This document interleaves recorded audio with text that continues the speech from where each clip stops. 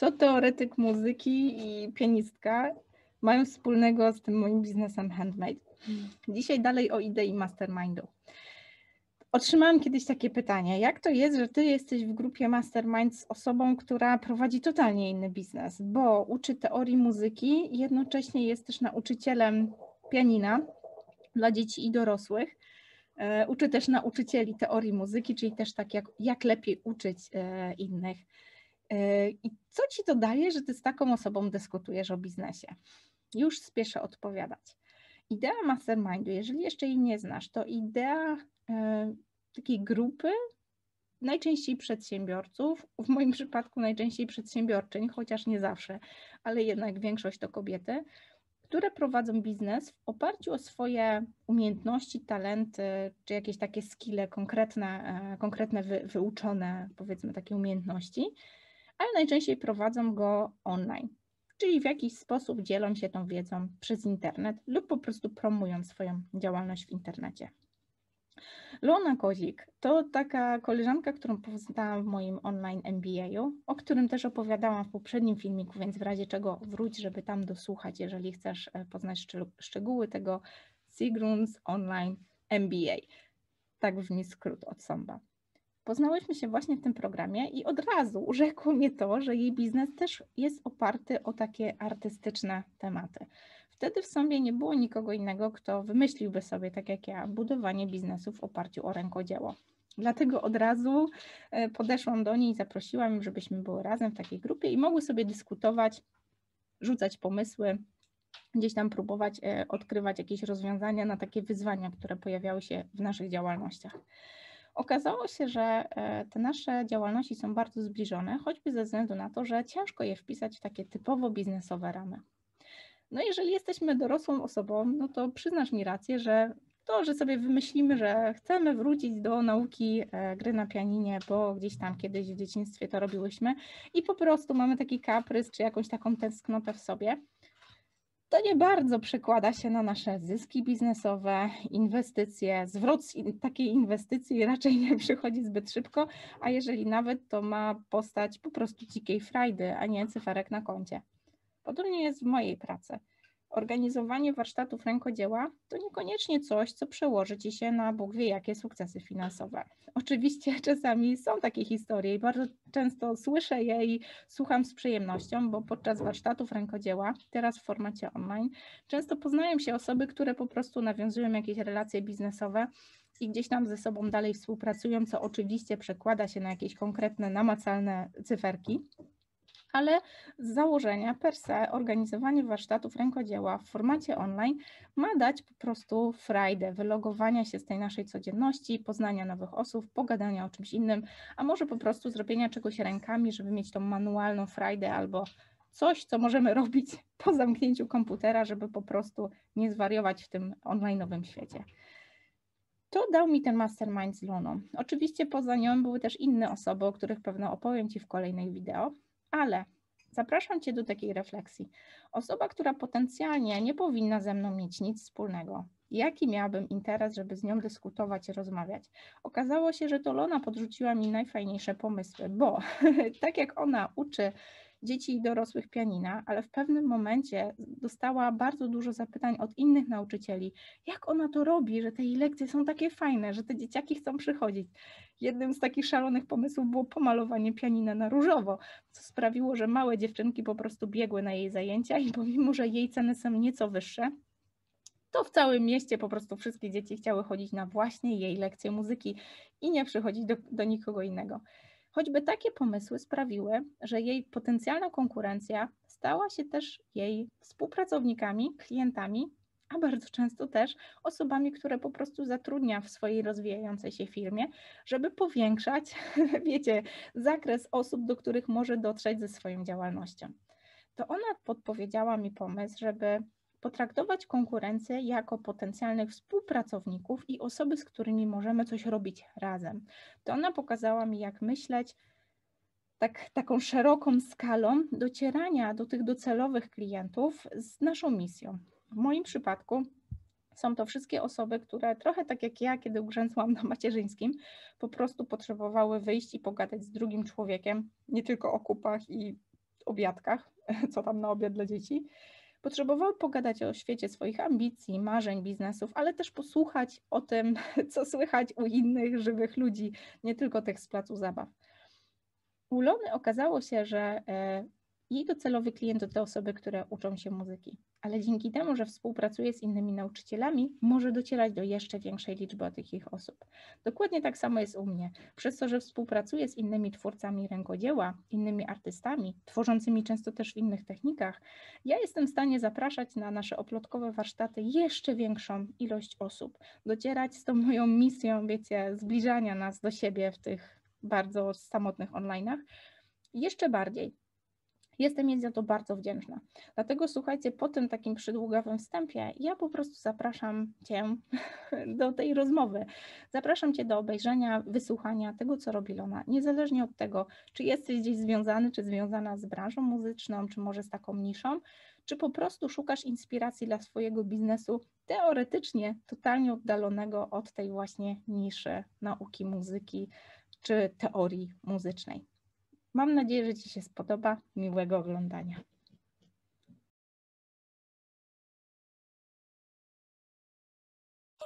Okay, Loda, so you're piano teacher or music theory teacher online is like, yeah, I needed to bring you on here to introduce you to my community. Hello everyone, I'm Lona. Yes. And yes, yeah, tell us the story. Yes, well, I teach piano online, which is something that about a year ago, maybe more like 18 months ago, I would have dismissed. I would have just, as a piano snob, I would have said, please don't even talk to me about that. And I also teach music theory, which is music theory is how music is put together. It's basically what you learn when you learn to become a composer ultimately. And I am both. I'm a composer, I'm a piano player, and I teach both things. And now I teach them online.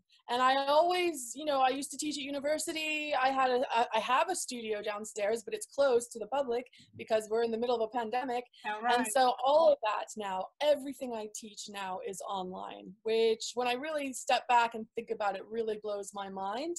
And frankly, if I hadn't been learning how to do this on Samba, I fear we would have gone under. Our ship would have sunk. And so it's been quite a story and quite a journey. Exactly. I'm really grateful that we started with that, because it seems that there's so many businesses that actually drowned during the pandemic. So many things shifted.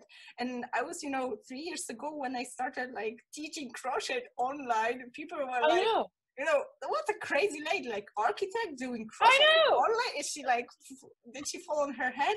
And now when the middle of, pandemic hit, that was the mainstream of my income, because everybody was sitting at home, getting crazy with being in lockdown. And it was the same thing for you, that basically this online saved your piano lessons, right? Absolutely. At the point that the pandemic hit, I had already tested in Samba 2 theory courses. So I decided I would teach music theory, which I thought was a lot easier to do because I'm not teaching an instrument. I could teach more conventionally with like lectures and slides. And so I thought it fit a little bit better. But then in March, when we went to online, I scrambled. I already knew from teaching theory what worked and what didn't. But this was quite a crazy ride, because you're talking about the difference between teaching adults online and then some of my really young kids are like, my youngest was 4 years old, and are having a lesson every week online. It was nuts. And then from there I have a lot of 6 and 7-year-olds, so quite young children. But it turned out to be an opportunity. I won't say, in-person teaching without the social distancing for piano is always best in my view. However, with online, we had a new opportunity to work on new things and work on things in ways we hadn't before. And some things did better in the lesson. Oh, wow. Some students were able to strengthen their music reading online because I could see their face. We were both looking at the screen rather than usually a child will be looking at their hands and they're not reading their music. So there were some things that I thought, well, I'm going to really take advantage of this, and we're going to I made games, and their reading just shot up. And I think the parents saw a couple of things happened. First of all, they saw that they were improving during the pandemic, during lockdown, and they found that their children wanted to practice more, which frankly surprised me as well. I was really shocked. But, you know, students were really keen to practice and wanted their lesson every week. And so I really, yeah, it was quite an eye-opening thing to happen. Well, for kids, I know that my, you know, 7-year-old, that would be a sneaky way to have some screen time for her. Maybe right, exactly. I think younger kids, they do relate to it in a certain way, don't they? Absolutely. Yeah, I just once, you know, saw like a little girl from my friend's daughter, and she came to the window. And I guess she had some more screen time that they wanted to, and she kind of wanted to, you know, make the view bigger on the window. So, you know, that gives us like this thought about the danger. I love that. That is so like, funny. that's super smart. That's like, yeah, we need those videos like that. That's like an innovation. But yeah, but what you said, it's like you're bringing the innovation, and it seems that this whole crap that happened made us all, you know, really depressed and down. But on the flip side, there were so many innovations, as you said, like new ways of teaching. And do you think that they will kind of, you know, go into your method of teaching as a usual, or will you come back to this regular? I can't imagine it will ever go completely back. I mean, when the time comes that we're face to face again, and because of government guidelines, I'm not going face to face this year at all. I've just sent out the letter, and I'm getting lots of yeses coming back. My fear was that here we would lose a lot of students, but thankfully, knock wood. But I think it's because it's worked so well. Yeah. So I can't ever imagine it being exactly the same. No, yeah, I think that things will stick, and it'll be interesting to see how that plays out. Exactly. Over time. Exactly. But, I have to admit that when I first met you, Agnieszka, I was really, I was like, who is this woman teaching crochet online? Because I had already thought it would be great to teach theory online, and I had already signed up for like Thinkific, I think, and I started writing a course. Like, it was weird because I was writing a course, but who was I writing it for? It was like writing in a vacuum. Like, I feel confident that I can teach anybody anything in music theory, but I don't know what people want. Yeah. So that was weird. And I've quickly stopped. Like, I started writing the course, and after a couple of weeks, I was like, I don't even know what I'm doing right now, because who is going to buy this course? And so I'd been trying for some time to think about how could I get online, because I could see this was going to be the future. I could see that clearly. And also I just thought it was a good opportunity. And so I was attracted to Sigrun's, I think I did Sigrun's 12 days of Christmas of masterclasses, over Christmas. And I was like, wow, this is amazing. And I still have all my notes. It's so funny, loads of notes. And then I met you, and you were talking to me about teaching crochet and teaching crafts. And my perception was always that business would do well online. So if you could be a business coach, or if you could teach people how to run businesses online, then you would do well, but nothing else. Like, I couldn't imagine, certainly not crafting, unless you had an Etsy, which, you know, and I thought, well, I don't even know how successful people are with that. So I was really surprised. And I don't know if you remember, but I really was like, oh, I need to talk to you. Like, tell me about, how did this happen for you? Like, this is blowing my mind. And really, it was your example that made me sign up for Samba. Oh my God. Because I can tell you, I was not used to making that kind of investment in myself as a business. I didn't necessarily yet think of myself as a business, just as a musician who's trying to, you know, get students and all that. So I think that was the big turnaround moment for me. You know, the first thing was taking the plunge into Samba financially, which was scary, but also seeing that you made it work. And then I met a bunch of other Sambas who were doing something that was other than business. And now we have quite a few musicians, don't we? In Samba, there's language teachers, dancers, artists. And so it's been a real eye-opener. And I think, though, the pandemic has shown us why this is working. Yeah, exactly.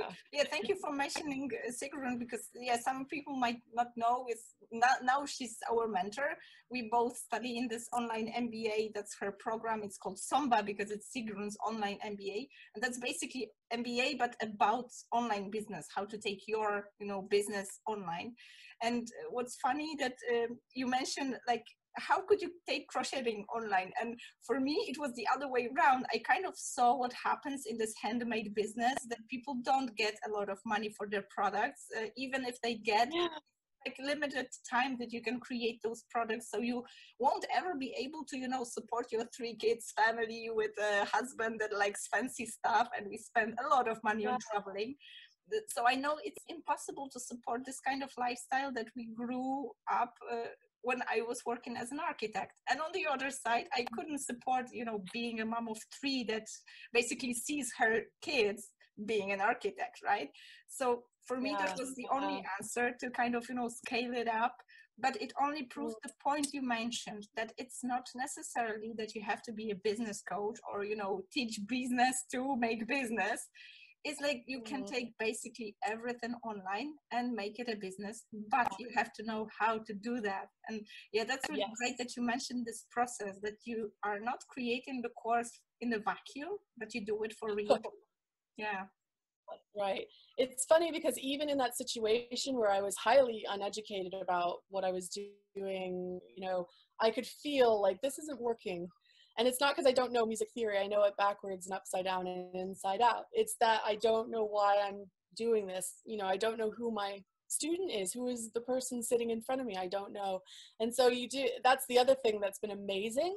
If I reflect on what I thought, even at the point where I signed up for Samba, what I thought I would be doing is very different from what I've ended up doing. And it's and it shocked me when I found out what people want. It surprised me because I was like, really? You want that? That's just this little thing. It's so easy because it's part of my life. So if you're a practicing artist and you live and breathe it, you sometimes overlook how valuable that could be to other people because you take it for granted. It's just part of your life.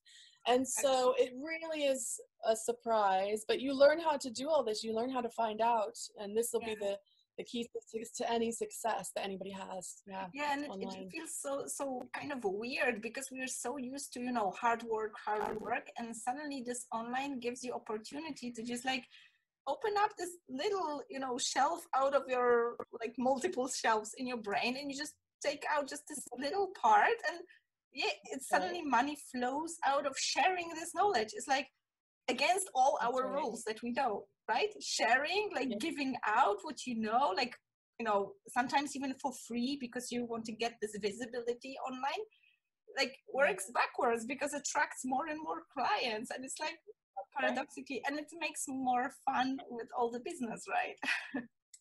That's right. Yeah, it's great fun. I know that at the beginning when we met, we actually started talking about this Polish group in Samba, because in Samba there's this international community because the whole program is in English, but then we have those language groups, and obviously I was having this ambition to have the Polish group running, and we made it happen. And obviously I approached Lona because she has this Polish sounding name. There was so much fun about that because it turns out you also have Polish roots, but it's but those are only roots.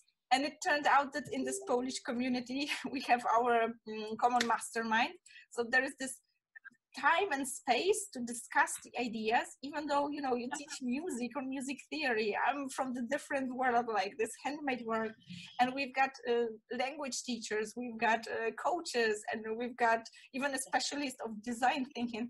Everybody's doing something totally different, but this masterminding gives us this insight into our businesses that we would never have on the regular basis. That's right. Yeah.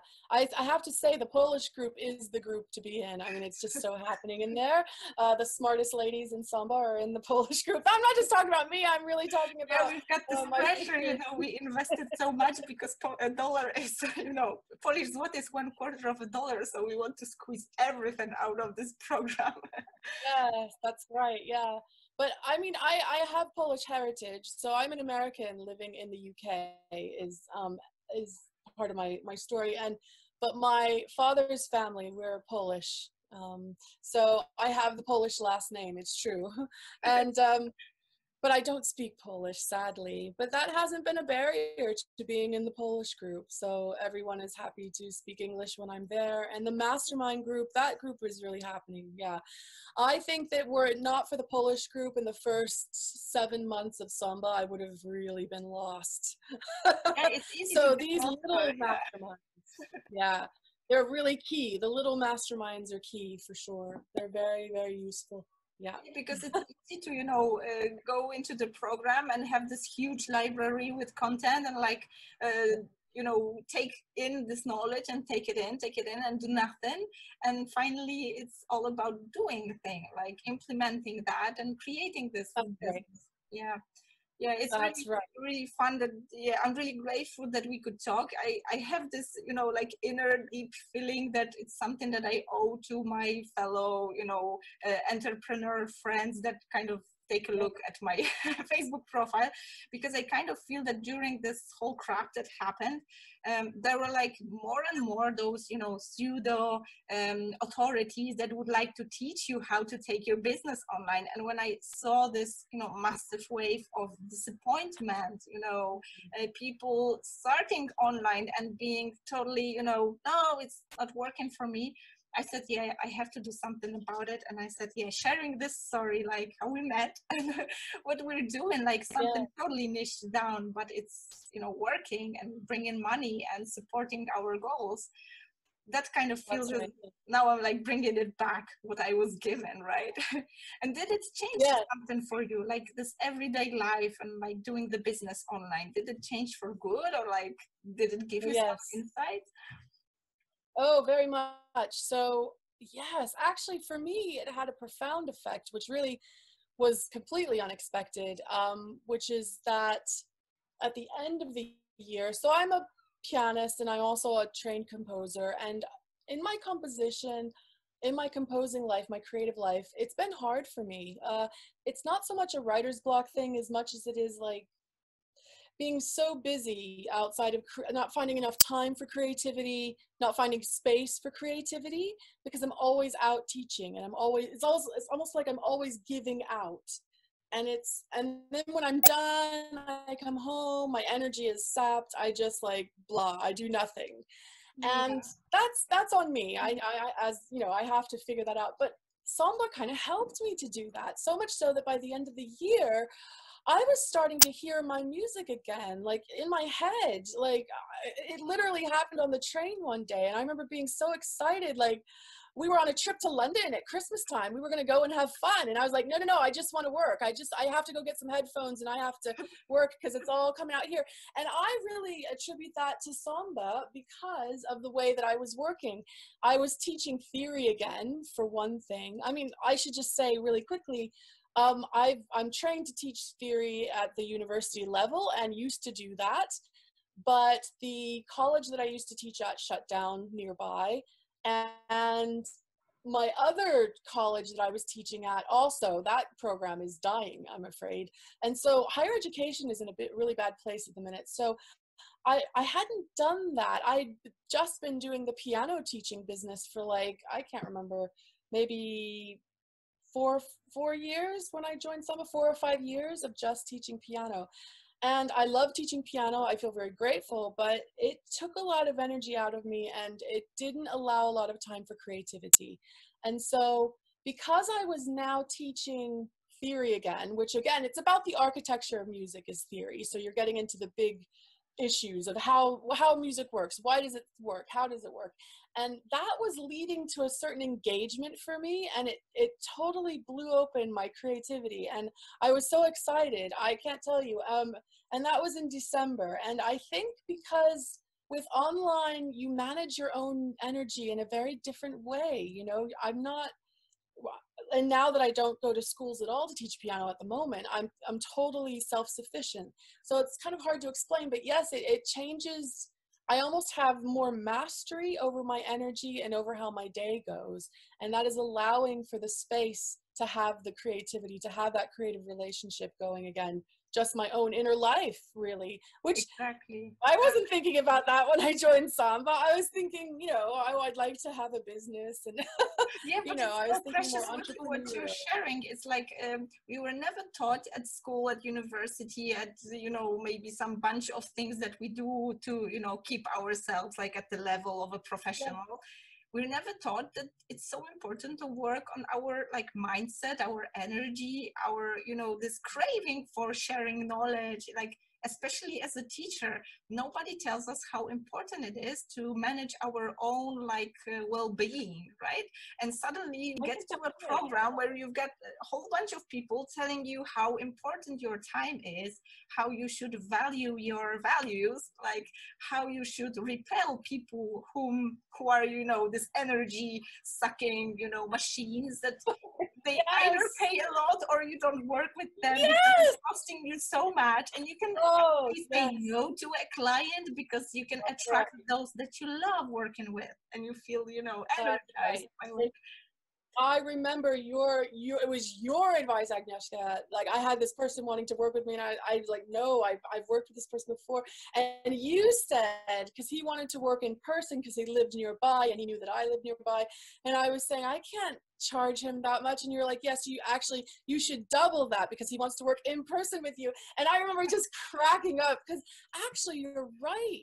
Because if, for example, our mentor is teaching us to be like her, right, in a sense. So if you ask Sigrun for a day of her time, you'd be paying, there's no question, right?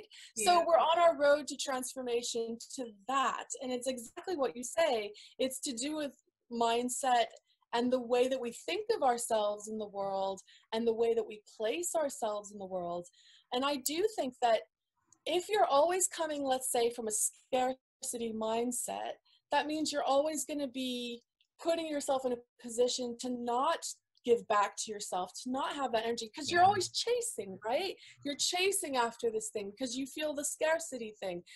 And that's not, so to say, you imagine, I mean, my mother is a good example. Like, if she knew that I repelled someone on purpose, that you know, she'd be horrified. She'd be like, what are you doing? You know, but she wouldn't understand necessarily because she never went through a process where she was taught these things. So yes, I think in a way, the learning by doing actually leads you to these deeper intangible things that are so valuable that, you know, they don't even have a price on them. They're that valuable, right? Exactly. And it just like my creative life. That, like, you know, your creativity won't come out of tiredness. And it's like, you want business, not busyness, right? You just want this appearances of having business. You just want to earn money, to have like a moment for yourself, to relax sometimes. Exactly. And it's funny because it's important what you said, that there's with the music theory in Poland, it's also like musicians, they don't get a lot of money unless they're, you know, stars or like celebrities, then they get a lot of money, but they're not taken care of with their, you know, retirement or something like that. It's really like a really bad situation. And I kind of feel that for artists, it's really close to that, because it's obviously, you know, the more popular, the more star, you know, artist you are, the more you earn.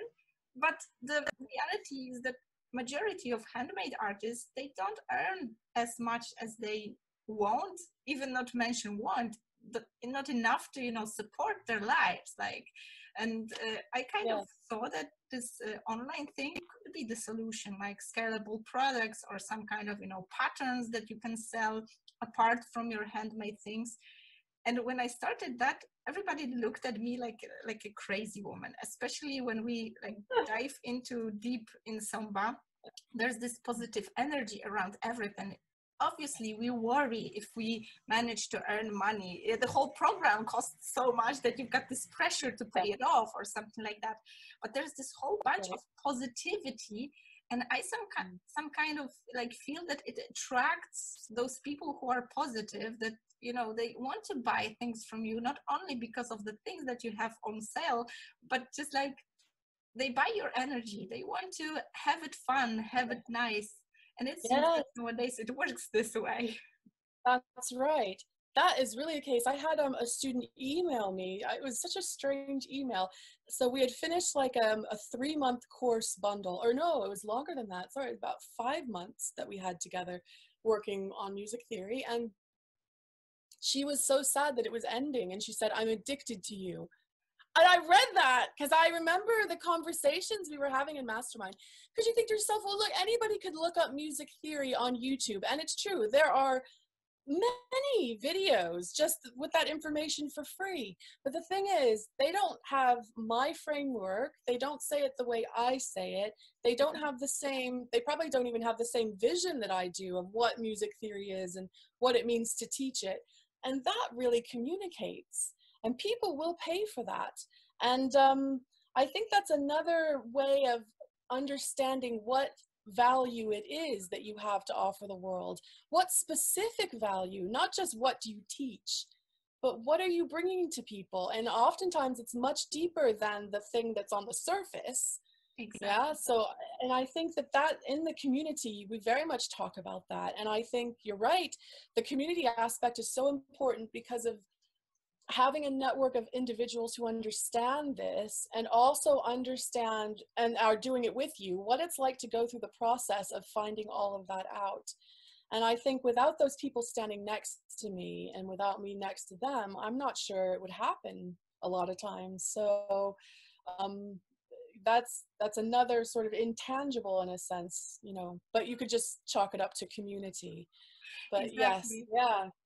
Exactly. It seems Yeah, it seems so unreal when you think of it. Like think that okay, I could like sell my stuff online or like do this and that, and then suddenly when you like tell about it, like have somebody to share your craziest ideas, like would that shit work? Oh no, I don't think so. Like, and you suddenly have people like chipping in ideas that could kind of like put those puzzle all together, and suddenly you have this picture that yeah, that could actually work.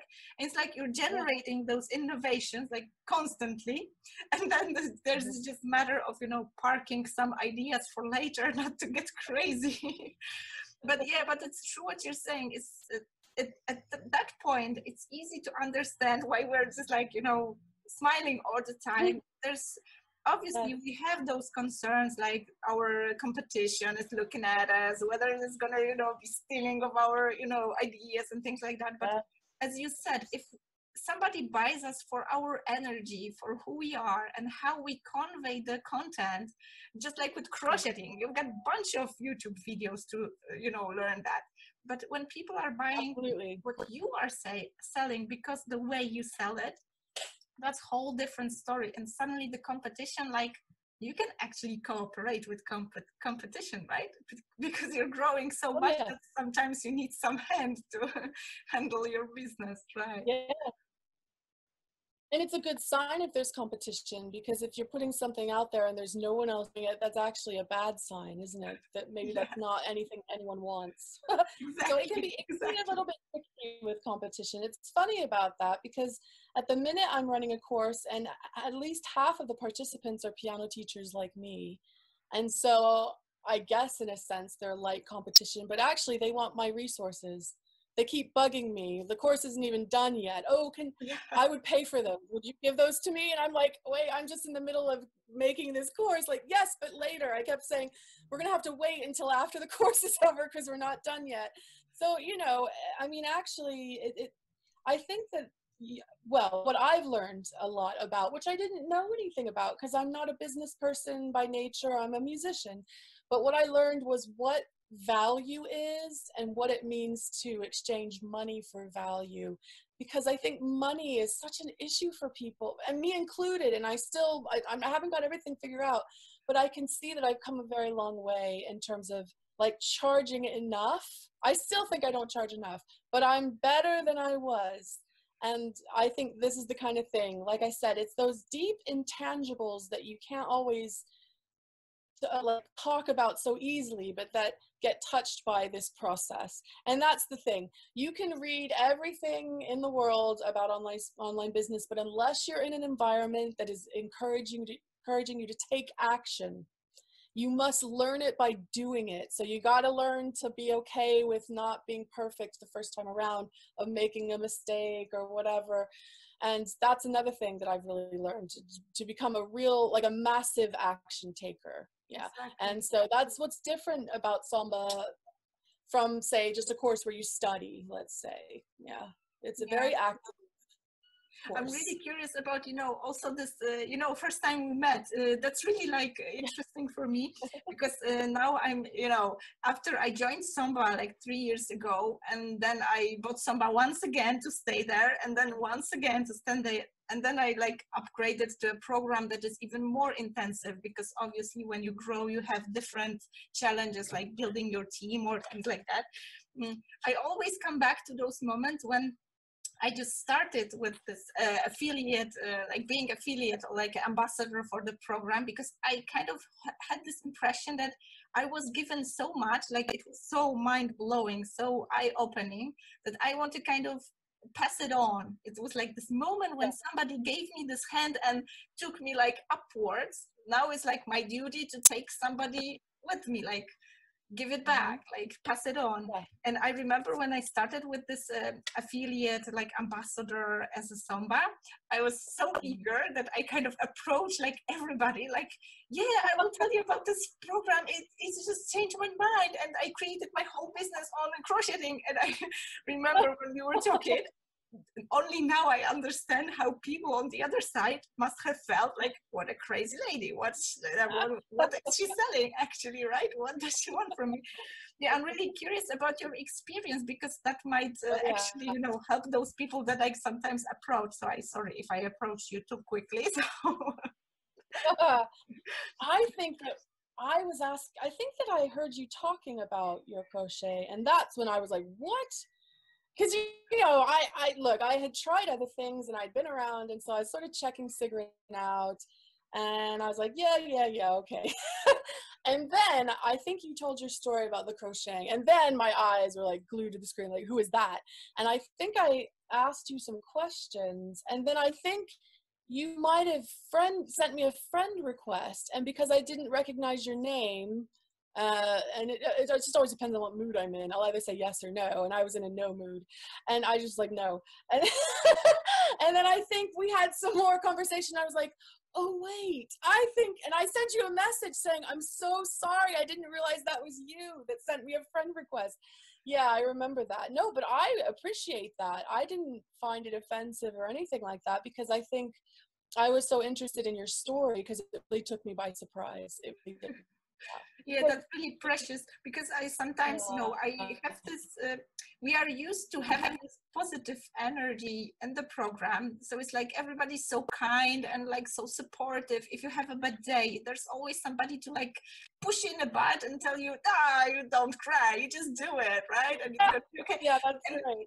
You're so used to this positive vibe that sometimes when we go through affiliate lounge and I kind of tell somebody that I kind of feel that, yeah, this program would like save your ass, that you would make gazillions out of, online business with the things, and I kind of approach this person and tell them like, yeah, there's this free webinar or something going on, just go and check it out. And people are just like, what the hell? Somebody's like helping me out of the blue? That doesn't happen in real life. She wants to that doesn't happen. I know, it's true. Yeah, but that really helped me with the mindset. It's like I don't have to be so damn afraid of approaching people and like trying to give them a hint that something's nice going on.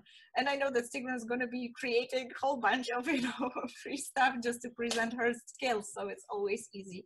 Yeah, I don't want to keep you here for too long, but I'm just like want to finish up with just one question, like about those masterminds, because I figured like for me, masterminds are like most important part of the program now, especially in the beginning, obviously the knowledge, the, step by step leading you by the hand and things like that. But now I kind of feel that I will, prolong being in this program forever for those masterminds, for being in this community. And now when I have people like jumping to the program through me, like me as an affiliate, it's always that I add on this extra masterminding together. And I just wanted to have your take on those masterminds. Did you like approach like idea of masterminds? Because I get this impression that there are more and more people talking about masterminding, and they somehow kind of understand this idea differently that we do in Samba. Did you come across that? What's like kind of, you know, masterminding for you? What does it mean, like masterminding for you? I didn't know what it meant going into it, but I would imagine, well, the way I can speak to how it works in the program. And masterminding, I think, is really an opportunity for you to come in if something's on your mind or something's happening that week in your business, that you can talk about it and get the impression of others in the group, you know, ideas or feedback or advice even. And so it's kind of like putting heads together. So it's not just you figuring it out, it's other people as well, and they're on different points along the timeline, aren't they? Yeah. So that can be useful as well, especially to a brand new person. I remember that being very helpful. Definitely. I took paid notes, even if somebody else came in with a problem and I didn't even know what they were talking about. Not kidding. Like, I'd be like, what's an email list? You know, I'll just write it down. One day I'll know, you know. So I took the first few, I was just scribbling the whole time. I remember really taking loads of notes, because talking through different kinks that come up, different knots, little problems, you know, that kind of thing, it can be really revealing. And it sometimes can be as simple as someone goes, well, why don't you just do this? And then the other person's like, oh God, I never even thought of that, you know. So it is just a way of having a collective, like a collective brainstorm. That's sort of how I experience it. Yeah, exactly, and it gives so much value. Yeah, Ilona, I just want to, you know, ask you what's happening in your business now. And like I want to just at least, you know, have my gratitude and, like, I don't know, promote what you're selling now or something. I believe that people are watching, so they are curious. Yeah.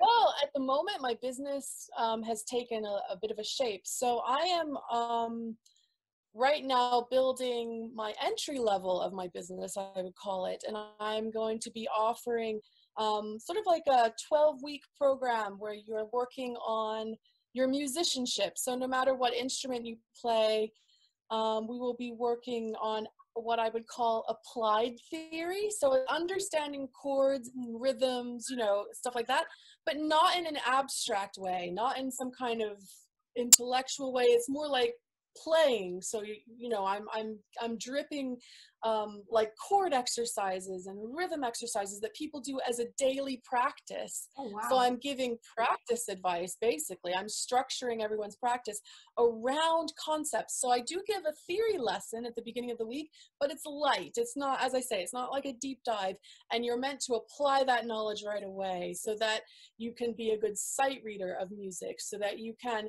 hear music in your head without having to play it first, so that you can write down any music that you might hear, your own creative music that you hear in your head. What else? So that you can even learn to transpose music at sight. And so at the minute, I'm running a course that I will marry with another. So these are all free courses to begin with, because that's the great thing, is that you do get an opportunity to test. And it sounds crazy, but how excited am I to be offering a free course? That sounds nuts. That's true. But it works. Believe me, it works really well, in fact, because you find out what works and what doesn't. And you also attract clients. And you also figure out, who do I work well with and who do I not serve well? Because if you waste your time on people that you just can't help for whatever reason, then you're wasting time and money and energy. So it's a very good process to go through. And in May, that's right, in May, I did a free workshop about sight singing, which is somebody puts a piece of music in front of you and you can just sing it without playing your instrument. And now I'm doing a course on sight reading, which is everything I just described. And I'm going to put those two things together, and they're going to be like my little, I guess you could call it almost like an academy, where you get a daily thing to practice in rhythm, a daily chord thing to practice, a daily piece to sight read. So it's very much, I have to think about what I might call that. And then I also have my what I call my deep dive courses, and these are for people who want to go into theory in some depth. And I've got 3 of those bundled together. It's right now to help people pass their theory exams in the UK, but I'm going to broaden that out in the coming year. So that's how everything has taken shape. And I would have never predicted that a year ago, you know, I would have never thought. And then but what did it, this is interesting, is the fact that I had the piano school on skills together to do this sight reading class, and it was hugely popular. People were really into it. So, and I would have never predicted that. So yeah, you learn what best to do by doing. Yeah. You learn by doing. But that's totally anyway, crazy. I kind of feel that, you know, even your competition watching you, they are probably thinking, yeah, I'm gonna get hired soon. Yes, yeah, right.